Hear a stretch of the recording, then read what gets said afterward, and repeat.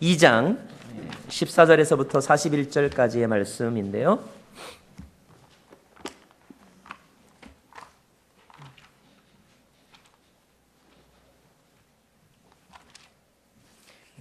사도행전 2장 14절에서부터 41절까지의 말씀입니다.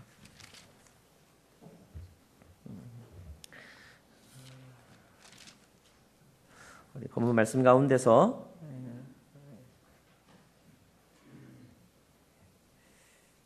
32절부터 41절까지의 말씀을 여러분에게 봉독해 드리겠습니다. 제가 읽겠습니다. 32절입니다. 이 예수를 하나님께서 살리셨습니다. 이 일에 대해 우리 모두가 증인들입니다. 하나님께서는 이 예수를 높이 올리셔서 그분의 오른편에 앉히셨습니다. 높임 받으신 예수께서는 아버지께서 약속하신 성령을 받아 우리에게 부어주셨는데 지금 여러분이 보고 듣는 것이 바로 이것입니다. 다윗은 하늘에 올라가지 못했으나 이렇게 말했습니다. 주께서 내 주께 말씀하시기를 내가 내 원수를 내 발 아래 굴복시키기까지 너는 내 오른편에 앉아 있으라 하셨습니다. 그러므로 이스라엘의 모든 집은 확실하게 알아두십시오. 여러분들이 십자가에 못 박은 이 예수를 하나님께서 주와 그리스도가 되게 하셨습니다. 그러자 그들이 듣고 마음에 찔려 베드로와 다른 사도들에게 형제들이여 우리가 무엇을 해야 합니까? 하고 물었습니다. 이때 베드로가 대답했습니다. 회개하십시오. 그리고 여러분의 죄를 용서받기 위해 예수 그리스도의 이름으로 여러분이 각각 세례를 받으십시오. 그러면 여러분이 성령의 선물을 받게 될 것입니다. 이 약속은 여러분과 여러분의 자녀와 먼 데 있는 모든 사람, 곧 주 우리 하나님께서 부르시는 모든 사람들에게 주신 것입니다. 베드로가 이 사악한 세대로부터 구원을 받으십시오 라고 말하면서 다른 여러 가지 말로 확증하며 그들을 권했습니다. 그러자 베드로의 말을 받아들인 사람들이 세례를 받았고 그날 믿는 사람의 숫자가 약 3,000명이나 더 늘었습니다. 41절 말씀까지 봉독했습니다. 한 번 더 기도하겠습니다. 좋으신 하나님 감사를 드립니다. 오늘도 저희들에게 예배할 수 있는 시간과 공간과 사람들 또 그런 마음을 주신 것 감사드립니다. 사도행전을 통하여서 지금도 살아 역사하시는 하나님, 그 하나님을 경험하기를 원합니다. 말씀하여 주십시오. 전하는 자의 입술을 지켜주십시오. 예수님 이름으로 기도합니다. 아멘. 새로운 시대가 열렸습니다. 회복의 시대가 시작이 되었고요. 성령의 시대입니다. 지금은 교회의 시대이죠. 새로운 시대를 약속하신 분은 바로 하나님이십니다. 그 약속을 믿는 사람들은 기다리죠. 기다린다는 것은 행복한 사람들의 특징입니다. 기다리면서 해야 될 것은 무엇이라고 했습니까? 기도라고 했습니다. 기도할 때 성령이 임했습니다. 성령은 움직이게 하는 힘이죠. 성령은 마가다락방에 모였던 120명에게 생명력을 불어넣어 주었습니다. 성령이 임하게 되었을 때 그들이 방언을 말하기 시작을 했죠. 자신의 힘으로 할 수 없었던 것을 하게 된 것입니다. 오순절 방언의 특징이 있습니다. 오순절 방언의 특징은 분명한 내용이 있었고 그 내용을 다른 사람들이 알아들을 수 있었다는 거예요. 여러분 고린도전서에도 방언이 나오지만 고린도전서에 나오는 방언과 사도행전에 나오는 방언은 차이가 있습니다. 고린도교에 임했던 방언은 서로 못 알아듣는 방언이고 오순절 마가다락방에서 받았던 방언은 알아들을 수 있는 말, 그런 방언이었다는 거예요. 방언의 내용은 무엇인가? 하나님의 큰 일이라고 배웠습니다. 하나님의 큰 일. 하나님의 큰 일이란 무엇이냐면 우리를 위해 예수님을 죽이신 일, 그리고 그 죽었던 예수를 다시 살리신 일, 이것이 방언의 메시지였습니다. 오늘 아침에 그 부흥이순 맞죠? 부흥이순이 오늘 특별 찬양했거든요. 순들이 찬양이 나왔는데 방언으로 찬양을 하더라고요. 네, 방언으로. 한국말로 한 번 하고 영어로 한 번 하고 우리가 다 알아들을 수 있었어요. 근데 못 알아듣는 방언도 있었는데 우리 김세윤 장의 우리 첫째 아들이 있었는데 방언으로 막 찬양하는 거예요. 사진 왜 안 보내주세요? 그래서 너무너무 이렇게 마음이 좋았고 하나님의 공동체가 한 마음이 되어서 하나님을 노래하는 것이 얼마나 아름다운가 하는 것을 느꼈습니다. 자, 마가의 다락방에서 그런 일이 일어났을 때 순식간에 모든 사람들에게 알려졌죠. 사람들이 구경하러 왔습니다. 놀라기도 했고 또 이상해하기도 했죠. 또 이해할 수가 없었던 사람들도 있었습니다. 그래서 어떤 사람들은 조롱하기도 했습니다. 요즘 말로 하면 인터넷이 막 난리가 난 거예요. 인터넷이 난리가 났습니다. 자, 그들이 뭐라고 말하든 말든 120명의 사람들 아마 시간 가는 줄 몰랐을 것 같아요. 얼마나 좋았을까. 우리가 이렇게 은혜 받을 때 말씀에 푹 빠져 있을 때 보면요, 밥하기도 싫어요. 교회를 떠나기가 싫어요. 기도원에서 내려오기가 싫죠. 여기서 여러 날 계속 이렇게 지냈으면 좋겠다, 이런 마음이 들 때가 있습니다. 그런데 사람들이 와서 수군거릴 때 그때 일어선 사람이 있었어요. 그가 바로 베드로입니다. 베드로. 그 베드로가 일어서서 말을 하는데 그것이 14절부터의 내용이죠. 저와 여러분 서로 교독하도록 하겠습니다. 14절 제가 먼저 읽겠습니다. 그러자 베드로가 11사도와 함께 서서 자신의 목소리를 높여 그들에게 선포했습니다. 유대 사람들과 예루살렘에 모인 사람들이여, 이 일을 여러분에게 알게 하고자 하니 내 말에 귀를 기울이십시오. 15절 시작. 지금은 모두 9시니 여러분 생각처럼 이 사람들이 술에 취한 것이 아닙니다. 16절이요. 다만 이 일은 예언자 요엘을 통해 말씀하신 것입니다. 자, 왜 베드로가 일어났을까? 베드로는 지금 일어나고 있는 일의 내용을 구경하는 사람들에게 설명하기 위해서였습니다. 그리고 그렇게 설명하는 것이 특별히 오순절에 성령을 부어주신 하나님의 목적과 맞기 때문이에요. 지난주에 제가 나눴던 질문 하나가 무엇이었습니까? 왜 하필이면 그 성령을 오순절에 부어주셨느냐 하는 거였죠. 거기에는 오순절이기 때문에 예루살렘을 방문했던 수많은 사람들에게 그 소식을 알게 하고 그들이 각자의 사는 곳으로 돌아갔을 때 그 소문이 세계 만방으로 퍼져가게 하기 위해서 하나님이 정하신 타임, 그것이 바로 오순절이라고 설명드렸죠. 그것이 하나님의 뜻이라면 이들이 은혜 받았을 때 우리만 여기서 계속 은혜 받고 남들이 뭐라 하든 말든 계속 기도하자, 이거로만 끝나면 안 되는 일이에요.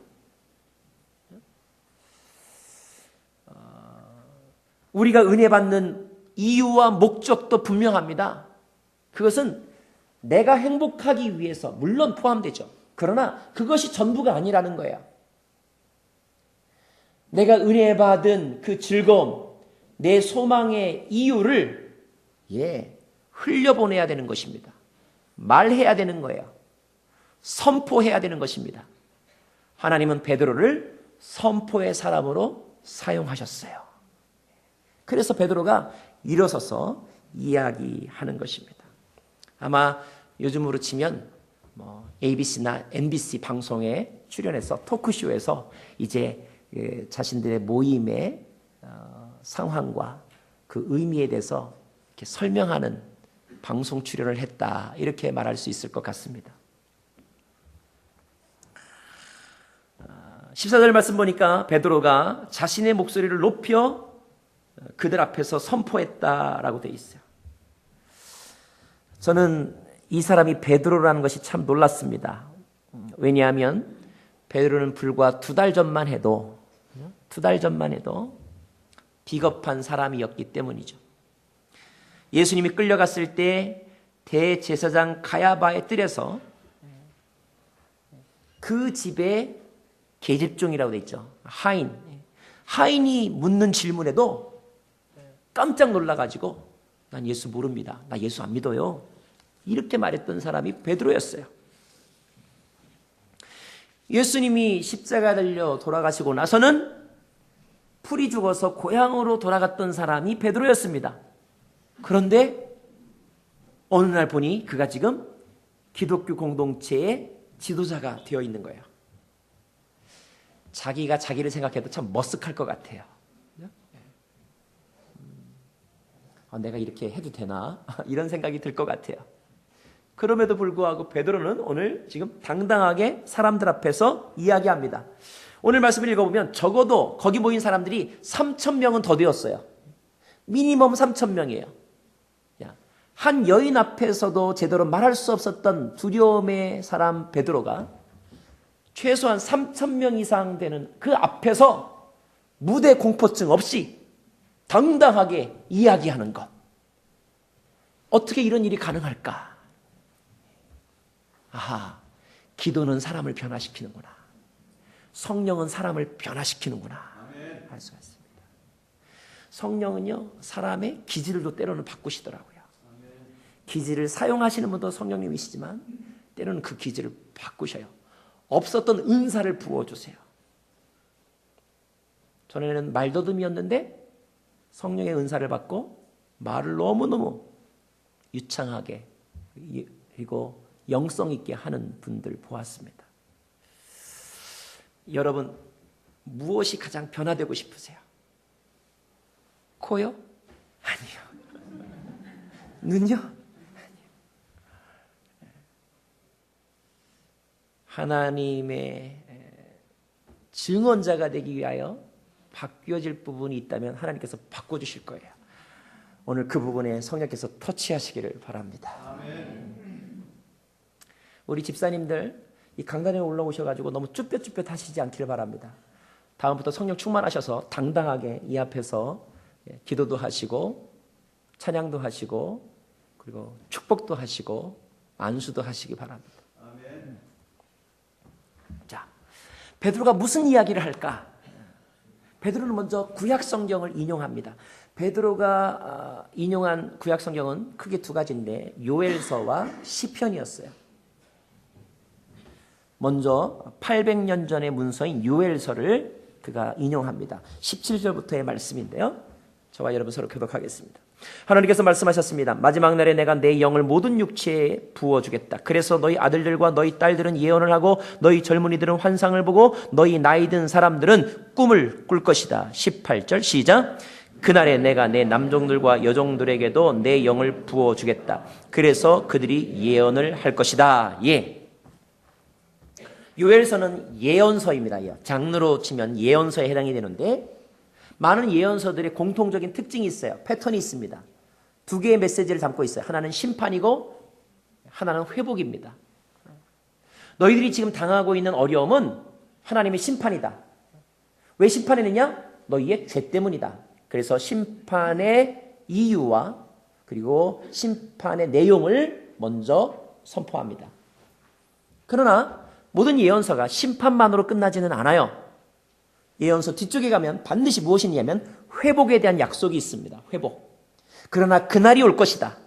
회개하고 돌아오면 하나님의 은혜가 임하면 그날이 오면 이런 일이 일어날 것이다 라고 하는 회복에 대한 약속이 있습니다.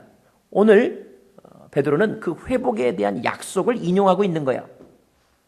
마지막 날이 바로 회복의 날입니다. 하나님의 날에 내가 내 영을 부어주겠다. 자, 그러면 이 요엘서를 인용한 핵심 내용은 무엇입니까?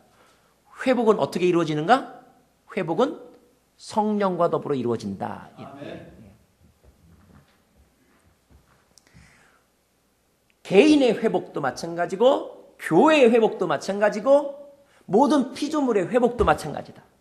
하나님이 때로는 심판하시고 그리고 채찍질하시고 또 연단시키기도 하시지만 그래서 풀이 죽어서 더 이상 못 살겠어. 난 죽을 거야. 이럴 때도 있겠지만 그러나 그때 공포에만 휩싸인 것이 아니라 하나님을 찾으면 회복시켜 줄 것이다. 회복은 하나님의 영을 부어줌으로 시작이 되는 것이다. 그래서 오순절에 임했던 이 사건은 회복의 시작이라는 것을 가르쳐주고 있는 거예요. 자, 그 다음에 베드로는 이제 누구에 대해서 이야기하냐면 예수님에 대해서 이야기합니다. 22절부터의 말씀이에요. 22절부터의 말씀 저와 여러분 서로 읽겠습니다. 제가 먼저 읽을게요. 이스라엘 사람들이여 이 말을 들어보십시오. 여러분이 아는 바와 같이 나사렛 예수는 하나님께서 그를 통해 여러분 가운데서 베푸신 능력들과 기사들과 표적들로 여러분에게 증거하신 분입니다. 23절 시작. 이 예수는 하나님께서 정하신 뜻과 미리 하심을 따라 내주셨고 여러분은 법 없는 사람들의 손을 빌어 그분을 십자가에 못 박아 죽였습니다. 자, 하나님은 보내주셨고 여러분은 죽였다 이런 말이에요. 자, 24절 시작. 그러나 하나님께서는 죽음의 고통에서 풀어 그를 살리셨습니다. 왜 살리셨을까요? 왜냐하면 그분은 죽음에 사로잡혀 있을 수 없었기 때문입니다. 할렐루야. 예수님은 어떤 분이신가? 죽음에 사로잡혀 계실 수 없는 분. 예수님은 어떤 분이신가? 어둠이 이길 수 없는 분. 그러면 예수님을 믿는 사람들은 어떤 사람들인가? 죽음의 사슬에 매여서 살 수 없는 이들. 저와 여러분인 줄로 믿습니다. 내 영혼아 어찌하여 낭망하는가? 내 영혼아 어찌하여 좌절하는가? 너는 하나님을 바라라. 왜 하나님을 바라보아야 합니까? 하나님의 자녀는 어둠의 종으로 살 수 없는 거예요.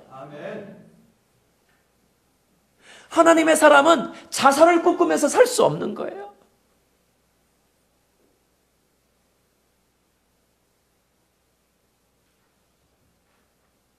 하나님은 자기 백성을 그 수렁에 그렇게 내버려 두지 않으셔요.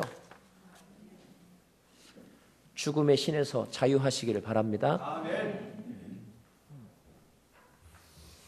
비관주의와 염세주의와 그리고 어둠의 생각으로부터 나오시기 바랍니다. 하나님이 구해 주실 거예요. 아멘. 자, 그리고 나서 베드로는 누구를 이야기하냐면 다윗을 이야기합니다. 다윗. 자, 왜 다윗을 이야기할까? 베드로는 우리가 이제까지 알고 있던 다윗에 대한 이미지에 없는 새로운 아이덴티티를 우리에게 가르쳐 주어요. 우리는 다윗을 시인이다. 다윗을 우리가 예배자다. 다윗을 위대한 왕이다. 이렇게만 설명하죠. 그런데 오늘 말씀 보면 다윗이요 예언자였다고 기록하고 있어요. 30절 말씀 제가 먼저 읽겠습니다.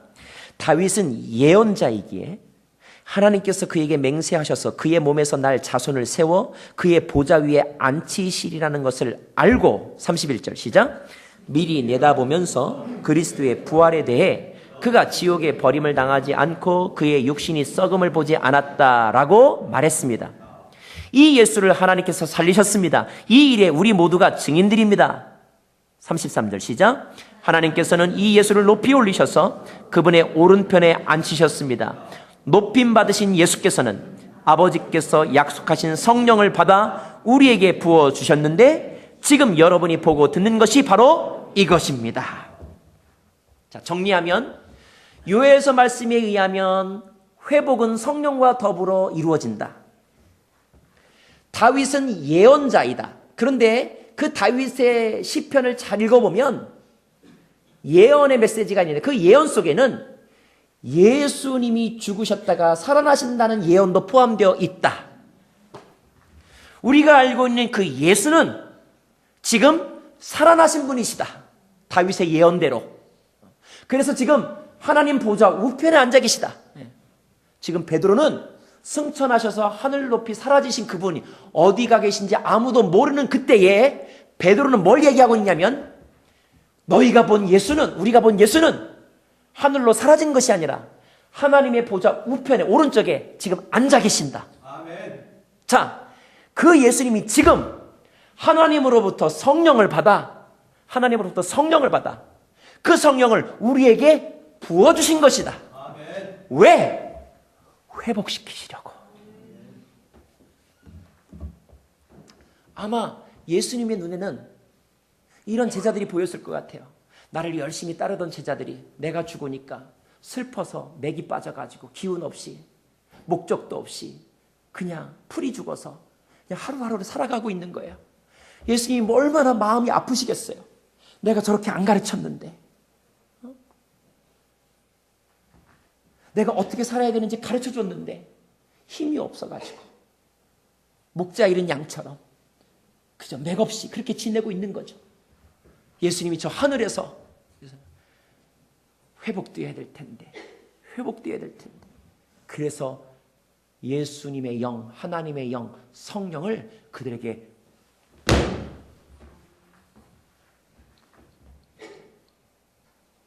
오늘 그 성령이 여러분에게 임하기를 축원합니다.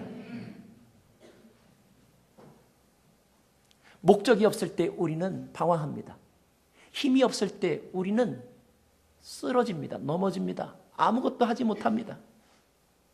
살아있으나 살아있는 것 같지 않게 오늘을 보내는 분들이 계십니까? 오늘 그분에게 예수의 영이 임하여서 꿈이 회복되었지어다. 기쁨이 회복될지어다.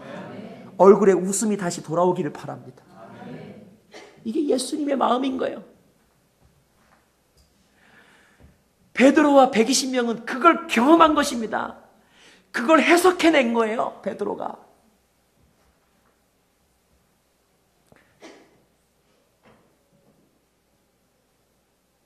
그런 베드로에게 예수님은 어떤 존재일까요? 36절 말씀 읽겠습니다. 시작. 그러므로 이스라엘 모든 집은 확실하게 알아두십시오. 여러분이 십자가에 못 박은 이 예수를 하나님께서 주와 그리스도가 되게 하셨다. 너무너무 좋은 분. 떠났지만 나를 잊어버리지 않고 나에게 당신의 영을 부어주신 분. 그래서 이제 내가 그분의 영만으로도, 그분의 스피릿만으로도 내가 살아갈 수 있도록 나를 도와주신 분, 이보다 더 좋은 분이 없는 거예요. 예수님, 그분이 나의 주이며 그리스도이시다. 와, 저는 이 내용을 읽으면서 어떻게 베드로가 이걸 다 알았지? 이런 생각이 드는 거예요. 어떻게 베드로가 요엘서의 이 말씀을 콕 집어내고, 어떻게 베드로가 시편에 있는 이 말씀을 콕 집어내고, 그리고 어떻게 베드로가 예수님이 이렇게 승천하신 게 아니라 하나님 우편에 앉아 계시다는 걸 어떻게 알았지? 여러분 참고로 구약이 39권이에요. 장수로 치면 920장이에요. 절수로 치면요, 제가 다 세보진 않았어요. 23,145절이에요. 근데 베드로가 이걸 어떻게 다 알았을까? 이걸 알게 하신 분도 누구시다? 성령님이시다. 여러분 성령님이 얼마나 다양하게 일하시는지 아세요? 요한복음 14장 26절 말씀 같이 읽을까요? 시작. 그러나 보혜사 곧 아버지께서 내 이름으로 보내실 성령께서 너희에게 모든 것을 가르쳐 주실 것이며 내가 너희에게 말한 모든 것을 생각나게 하실 것이다. 그랬어요. 아멘. 아멘. 제가 어젯밤에 어디 좀 갔다 왔어요. 우리 시애틀 형제교회라고 있어요. 권준 목사님 교회. 그 교회에 우리 대학부들이 있는데 수련회가 있어서 말씀 전하러 잠깐 살렘 근처에 갔다 왔습니다. 한 150명의 우리 학생들이 모여서 수련회 하고 있었어요. 오래간만에 우리 청년들하고 말씀 나누니까 막 가슴이 뜨거워지더라고요. 시카고 다운타운 개척했을 때 생각도 나고, 청년들이라 그런지 찬양을 많이 하더라고요. 1시간 10분 동안 찬양을 하더라고요, 서서. 그래서 저도 이에 질세라 1시간 10분 동안 설교했어요. 말씀을 전하러 가면서 기도했어요. 하나님, 아주 오랜만에 이렇게 청년들 만나게 해주셔서 제가 너무너무 감사한데 내가 우리 청년들에게 뭘 전해야 됩니까? 지금 이 청년들에게 필요한 것이 무엇입니까? 저들이 무엇을 들어야 합니까? 가르쳐 주십시오. 보통 설교를 준비할 때 성경책도 찾고 참고 도서도 찾고 그리고 제 어떤 스크랩도 뒤적이고 합니다. 근데 가장 마지막에 하는 준비는 뭔지 아세요, 여러분? 묵상하며 기도하는 것입니다. 그러면 제가 책에서 봤지만 잊어버렸던 것을 생각나게 하시더라고요. 제가 말씀을 들으면서 은혜 받았던 거, 기억나지 않았던 것을 그 순간에 생각나게 하시더라고요.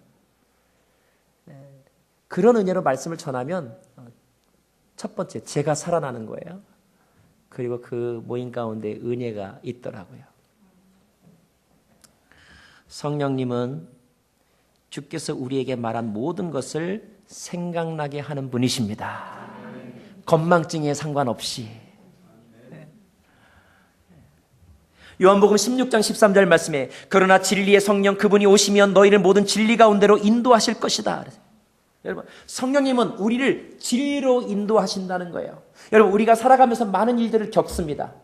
좋은 일도 겪고 또 힘든 일도 겪습니다. 그런데 우리가 겪은 그 사건이 해석이 되지 않으면 더 힘든 거예요. 내가 왜 이렇게 힘들까? 왜 노력을 했는데도 결과가 안 나올까? 왜 약을 먹었는데도 안 나을까?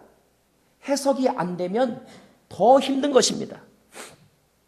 그런데 그때 성령은 우리의 겪는 사건과 하나님의 말씀을 연결시켜 주셔서 우리로 하여금 진리에 이르게 한다. 이런 뜻입니다. 내가 왜 포틀랜드에 살고 있는지 그 정확한 답, 진리를 알게 하시는 분, 성령님. 내가 왜 같은 교회 다니면서 저렇게 밉상스러운 사람하고 같은 순이 되어가지고 살아야 되나 고민할 때 그 정확한 하나님의 계획과 답을 가르쳐 주시는 분, 성령님. 인생이 해석이 되면 다 감당할 수 있는 거예요. 해석이 안 되니까 힘든 거예요. 가장 완벽한 인터프리테이터, 성령님. 오늘 그 성령님이 여러분의 겪는 고난을 해석해 주시기를 축원합니다. 아멘. 가끔 성도님들이 고민을 가지고 와서 상담하실 때가 있어요. 어떻게 말해줘야 될까 고민될 때가 있습니다. 그런데 그때 성령께서 도와주실 때가 있어요. 그래서 내 눈에 그가 보지 못하는 것을 보고 말씀으로 이렇게 권면할 때가 있습니다.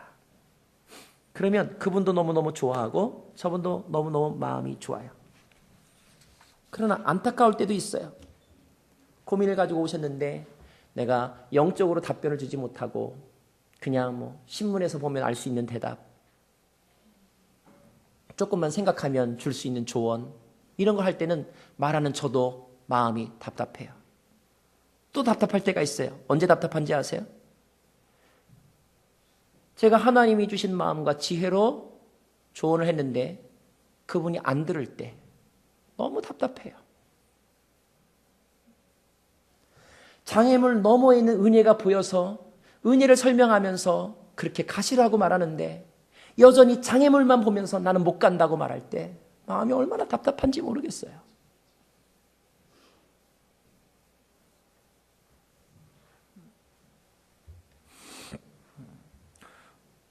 성령께서 여러분에게 기도할 때, 묵상할 때, 예배할 때, 설교 들을 때 여러분의 삶의 문제를 해석해 주시거들랑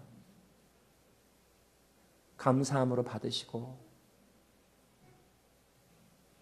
그 가르침을 따르시기를 소망합니다. 자, 베드로의 설교를 들은 사람들 반응이 어땠을까? 그 사람들 사이에 웅성거림이 생겼어요. 37절 말씀 읽을까요? 37절 시작. 그러자 그들이 듣고 마음이 찔려. 자, 예.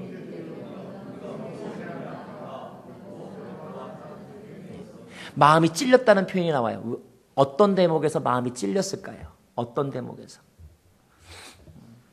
베드로가 이렇게 말했거든요. 그 예수가 주와 그리스도인데 문제는 여러분들이 그를 십자가에 못 박았다. 이 대목에서 마음이 찔린 거예요. 마치 대통령 선거전이 한창일 때는 서로 막 비난합니다. 왜냐하면 자기가 지지하는 후보가 대통령이 될 줄 알았거든요. 근데 뚜껑을 딱 열어보니까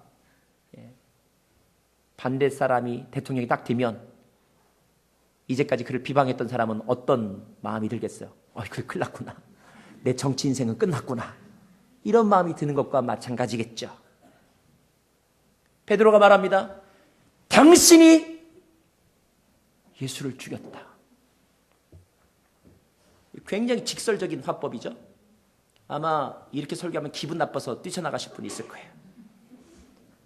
어떤 분이 그러더라고요. 한국 사람은 기분 나쁘면 천국도 안 간다.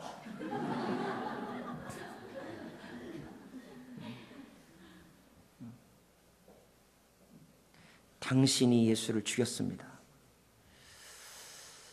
이렇게 직설 화법으로 어떤 메시지를 들으면 이렇게 직면, 컨프런테이션 하게 되면 마음속에서 두 가지 반응이 나옵니다. 두 가지 반응. 하나는 아이고 죽었다. 어떡하지? 이런 반응이 생기고요. 또 하나는 강한 부정이 나옵니다. 뭐라고? 강한 부정. denial. 스데반 때는 사람들이 강하게 부정했죠. 그래서 스데반을 죽였잖아요. 베드로가 이렇게 말할 때 사람들이 3,000명이나 되었는데 3,000명의 군중 심리가 베드로의 말 한마디를 이길 수 없었어요. 너무 놀랍지 않습니까? 와, 군중처럼 무서운 게 없는 거예요.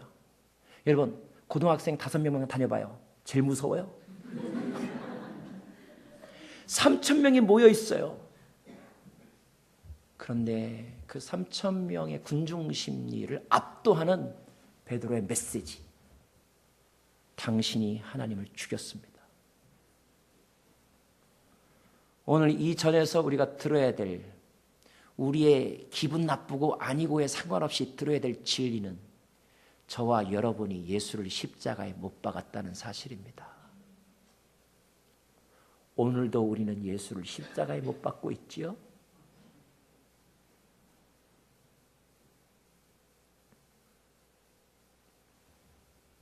마음에 찔림이 왔어요. 감사하게도 성령이 그 군중의 심리를 움직이셨어요. 그래서 그들이 이렇게 말을 합니다. 뭐라고?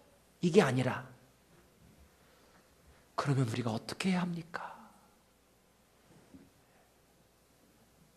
이러면 사는 거예요. How should I do? 우리가 어떻게 해야 됩니까? 우리가 던져야 될 두 가지 질문이 있어요. Why? Why? 왜 해야 됩니까? 의미를 찾는 질문이죠. 또 하나는 이거예요. How? 어떻게 해야 됩니까? 방법을 찾는 질문이에요. 관념론자, 생각만 하는 사람들은 why만 질문해요. why? 그리고 아무것도 액션을 취하지 않아요. 그러나 행동주의자들은 how를 질문합니다. 그럼 내가 어떻게 해야 되죠?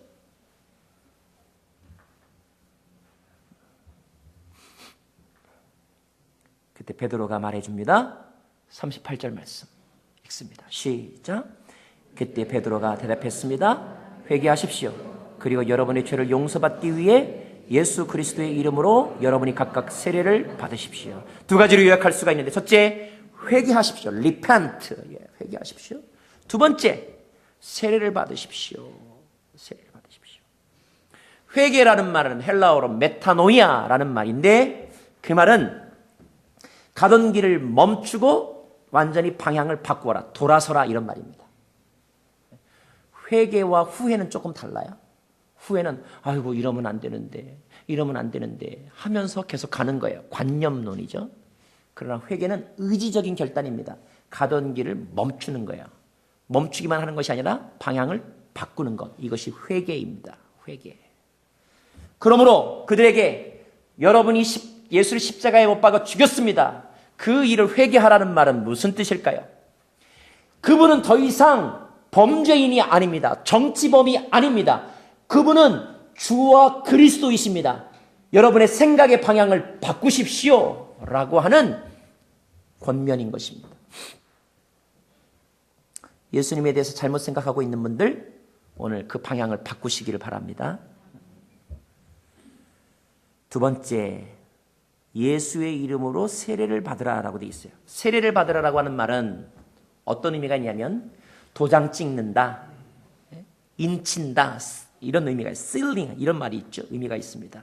다시 말하면 예수의 사람이 되어라, 이런 뜻이에요. 자, 회개와 세례를 받는 것은 또 어떤 차이가 있을까? 아마 이런 차이일 거예요. 자, 어떤 사람이 해서는 안 된 일을 하다가 뉘우치고 그 일을 하지 않기로 결심했습니다. 멈추었습니다. 그리고 방향을 바꾸었습니다. 그런데 어떤 사람들은 방향만 바꾸고 그 다음에 여기도 아니고 저기도 아니고 중립지대에서 머무는 사람이 있어요. 잠시 한동안 멍한 채로 있는 사람이 있어요. 사역을 할 때도 마찬가지입니다. 목사님 저 이거 못하겠습니다. 네. 그래요. 그래서 결국 못해요. 그럼 그거 못하면 다른 거 뭐 하시나? 다른 것도 아무것도 안 해요.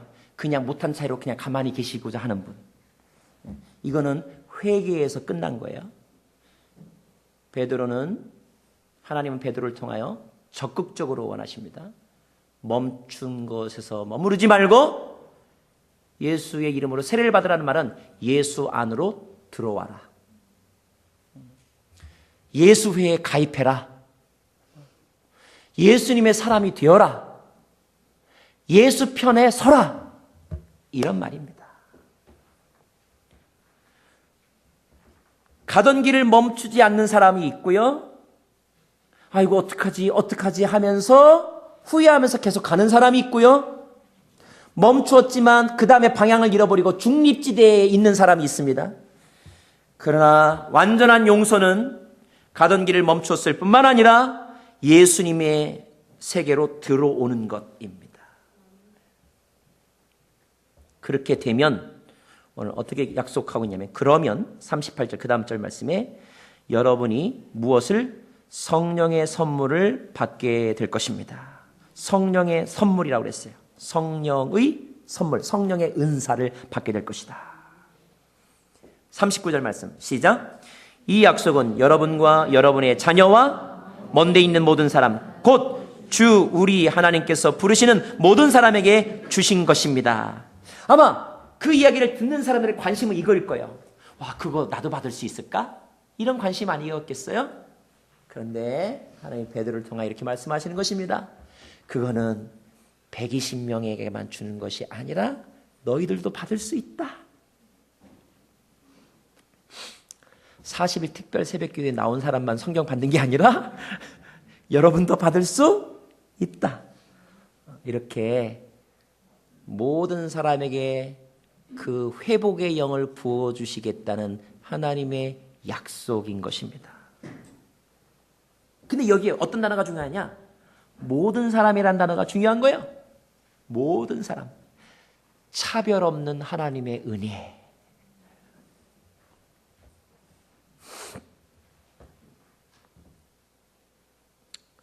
(40절) 말씀 같이 읽습니다. 시작. 베드로가 이 사악한 세대로부터 구원을 받으시오 라고 말하면서 다른 여러 가지 말로 확증하며 그들을 권했습니다. 예, 계속하여 설교했다는 말입니다. 아마 다른 성경도 인용하면서 예수님의 메시아 되심을 증명했을 거예요. 그리고 그들을 권했다는 말은 계속하여 그들에게 복음을 전했다는 뜻입니다. 자, 결국 어떤 일이 일어났습니까? 41절 말씀 시작.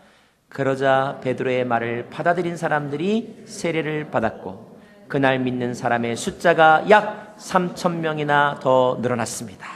저는 여기서 재미있는 상상이 되는 거예요. 세례를 어떻게 받았을까? 군대에서 세례 받듯이 이렇게 세례를 주었을까? 적어도 이 시대의 세례는 그게 아니었어요. 침례였어요. 침례. 그러므로 적어도 추측하기로는 지금 그들이 예루살렘에 있거든요. 예루살렘 골짜기 아래 기드론 시내가에 다 가서 거기서 세례를 베풀었거나 아니면 예수님도 가셨던 실로암 연못 이런 곳에 가서 침례를 주었을 것 같아요. 3,000명 세례 주는데 시간이 얼마나 걸릴까요? 제가 논산 훈련소 진중 세례를 주러 가본 적이 있어요. 진짜 예배실에 3,000명이 들어와요. 3,000명. 3,000명 세례 주는데 우리 목사님들 30명이 가서 봉사했어요. 30명이 어떻게 세례 주느냐? 한 사람 주는데 10초밖에 안 걸렸어요. 그래도 거의 1시간 걸렸어요. 그래서 좀 궁금해요. 이날 큐시트가 어떻게 되었을지 궁금해요. 이 3,000명을 어떻게 세례를 주었을까? 그러나 중요한 것은 3,000명이 예수의 사람이 되었다는 것입니다.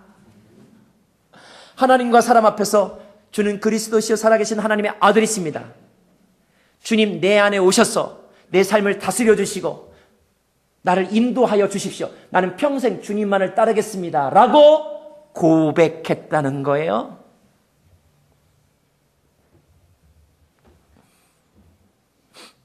어떤 분 그런 분 있죠. 나 세례를 받긴 받았는데 군대에서 받았어요. 다시 받고 싶어요. 여러분, 그러나 그 세례도 성령께서 허락하지 않으시면 받을 수 없는 것이죠. 놀라운 일이 일어난 것입니다. 말씀을 마무리합니다. 하나님은 저와 여러분을 회복하기를 원하시고 모든 믿는 사람들에게 성령을 주기를 원하십니다. 이 자리에 있는 분들 가운데 성령을 경험하지 않은 분은 아무도 없어요. 다만 차이가 있다면 그 성령의 강물이 어떤 사람에게는 발목에까지, 어떤 사람에게는 무릎에까지, 어떤 사람에게는 허리에까지 찼을 뿐이죠. 우리의 소망은 이것이죠. 성령으로 샤워하는 것이죠. 성령의 강물 속으로 뛰어드는 것이죠. 그래서 우리의 몸이 부분적인 회복이 아니라 온전한 회복을 경험하는 거죠. 그것이 가능할까요? 가능할까요? 믿음대로 되는 것입니다. 가능할까요? 하나님의 약속은 이루어질 것입니다. 기도하겠습니다.